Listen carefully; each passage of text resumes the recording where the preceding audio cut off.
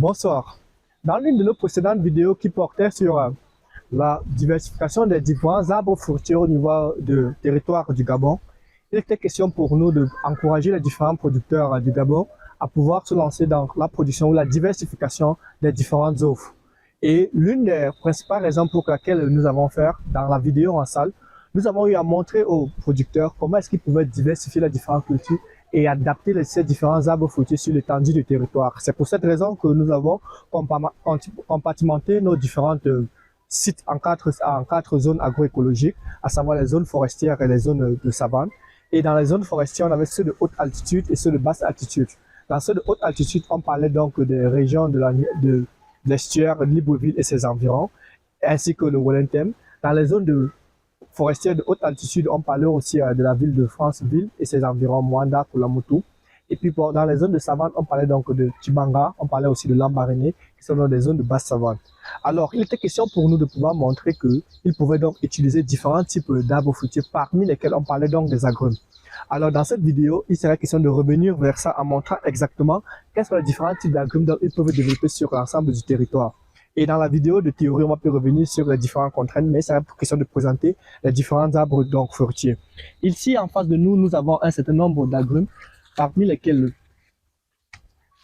ici, de ce côté, nous avons donc les mandariniers qu'ils peuvent développer sur l'étendue du territoire avec aucune contrainte. Et dans ces différents mandariniers qu'ils peuvent développer, ça pourra permettre à ce que ce soit dans les 4 différentes zones de bastion, on pourra donc avoir la production. Pour pouvoir revoir les différentes périodes, je vous reconfère dans la vidéo de théorie. Ici, c'est la question de voir que nous pourrons donc développer ici les mandariniers.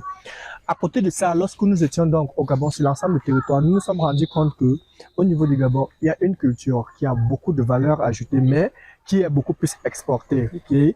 Dans cette culture, les Gabonais pourront eux-mêmes produire donc ces différences. Il s'agit donc de la clémentine.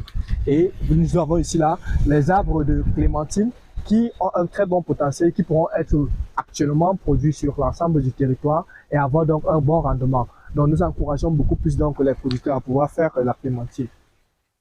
En plus de ça, nous avons donc ici là, nous avons eu à parler du safoutier communément appelé là-bas à Tangatier, qui est aussi de bonnes différentes variétés. Et ici là, on a ceux qui pourront donc s'adapter pour l'arbre de basse altitude. Bon, ces différents safoutiers là, qui s'adaptent dans sur tout le territoire. Pour ceux de basse altitude, nous avons donc cette prunier de basse altitude qui ira donc dans les zones telles que Lambaréné, Tibanga et ses environs, Fougamou.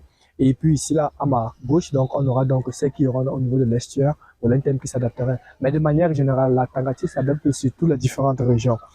À côté de ça aussi, nous avons donc aussi un autre agrumes qu'ils pourront donc développer ici là, que nous avons avec des très grosses feuilles ici là. Nous avons donc le pomelo.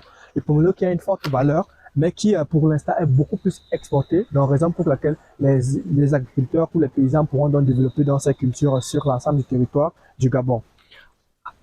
Enfin, nous avons donc les deux différentes cultures que nous avons ici. Un, l'oranger qui s'adapte sur l'ensemble du territoire. Et puis enfin ici là, nous avons donc le pamplemousse et le lemon autant pour moi, qui s'adaptent aussi sur les différentes régions. Raison pour laquelle ils pourront donc diversifier cela et pouvoir avoir cela. Et nous allons les accompagner à montrer comment est-ce qu'ils peuvent faire donc la production biologique sur l'ensemble du territoire en évitant donc les différentes caractéristiques.